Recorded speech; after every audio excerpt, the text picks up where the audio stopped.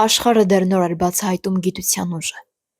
Եվ հենց այստեղ բժիշկ Էժեն Կյուրիի ընտանիքում ծնվեց մի երեխա, որին վիճակված էր փոխել մարդկության պատկերացումները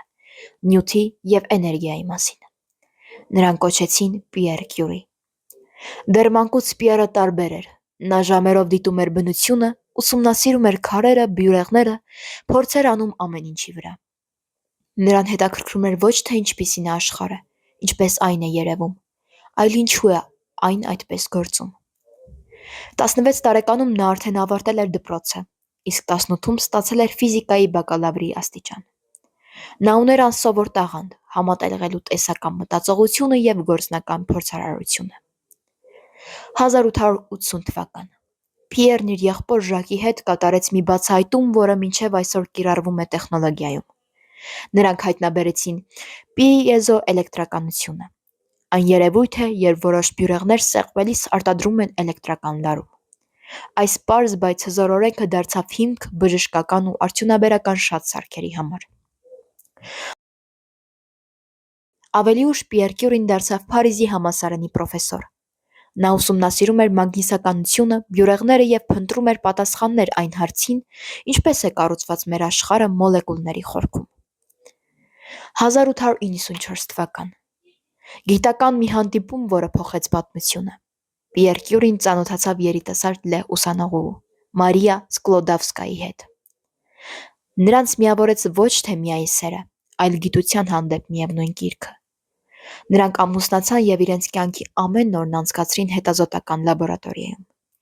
միասին փնտրելով անտեսանելի ուժերը, որոնք թաքնված էին բնության խորքում։ Նրանց հետաքրքրեց մի խորհրդավոր երևույթ՝ ռադիոակտիվությունը, որը նոր էր հայտնաբերվել, սակայն միջոցներով փոքրիկ լաբորատորիայում նրանք սկսեցին երկար տարիներ տևած փորձեր։ Ձեռքով տոննաներ հանքաքարեր էին մշակում միայն 1 գրամ նյութ ստանալու համար։ Ավարտը հիասքանչ էր։ Նրանք բացահայտեցին 2 նոր տարր՝ պոլոնիում և ռադիում։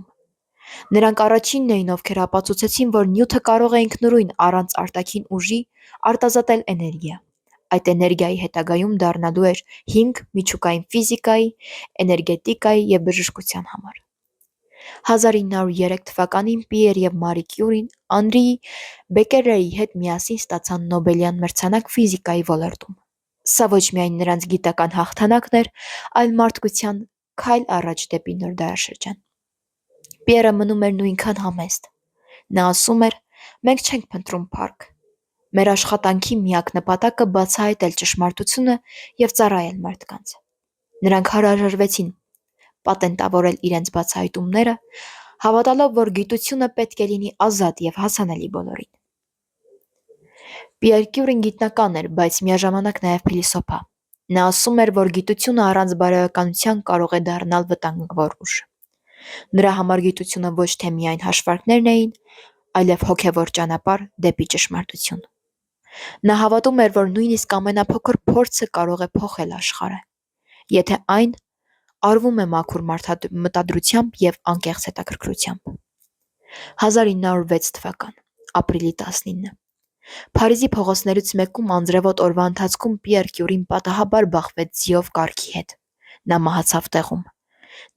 Նա ընդամենը 46 տարեկան էր։ Մարիան մնաց միայնակ, սակայն շարունակեց նրա գործը։ Նույն նվիրվածությամբ, նույն հավատով։ Եվ տարիներ անց նույնպես արժանացավ երկրորդ Նոբելյան մրցանակին։ Նրանց դուստրը՝ Իրեն Ժոլիո-Կուրին, դարձավ նոր սերնդի գիտնական, ավելի ուշ ևս ստանալով Նոբելյան մրցանակ։ Այդպես Կյուրիների ընտանիքը դարձավ գիտության խորհրդանիշ, սերնդեսերունդ փոխանցելով գիտության հանդեպ հավատն ու բարության ուժը։ Այսօր Պիեր Կյուրիի անունը տրվում է համալսարանների, ինստիտուտների, փողոցների և գիտական կենտրոնների ամբողջ աշխարհում։ Նրա անունով կոչում են նաև ռադիոակտիվության չափման միավոր՝ Կյուրի, բայց ամենակարևոր ժառանգությունը ոչ թե այն անվանումներն են, այլ այն ոգին, որը նա թողեց՝ գիտության հանդեպ անկեղծ հավատը, ինքնազոհությունը, համեստությունն ու մարդկային ազնվությունը։ Գիտությունը չի ճանաչում սահմաններ, այն խոսում է բոլոր լեզուներով, և նրանք, ովքեր հետևում են ճշմարտությանը, իրար հասկանում են լռությամբ։ Պիեր Կյուրիի կյանքը մեզ հիշեցնում է, որ գիտությունը լույս է, իսկ այդ լույսը ծնվում է նրանցից, ովքեր երբեք չեն վախենում մթությունից։